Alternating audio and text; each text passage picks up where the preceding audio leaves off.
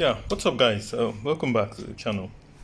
Uh, this Samsung 39-inch AUO panel, you probably would remember, or that is if you joined the live stream that I had a live stream about 3 weeks ago, or maybe a little over 3 weeks.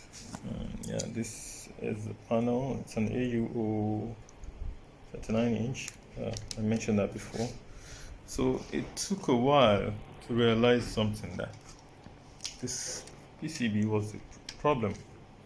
So I said I was going to, you know, continue the fix off the camera and see what I'd find. It took a while to figure out that it was not just the cuff, but the PCB, the right side PCB, but it was also these two cuffs that were problematic. But I didn't have to replace them, so I merely did some tweaking there. So if you'd like to learn more about what I did, you can reach out to me. So there you go. It was half screen before, the right side showing black, total black, no picture whatsoever. So here, that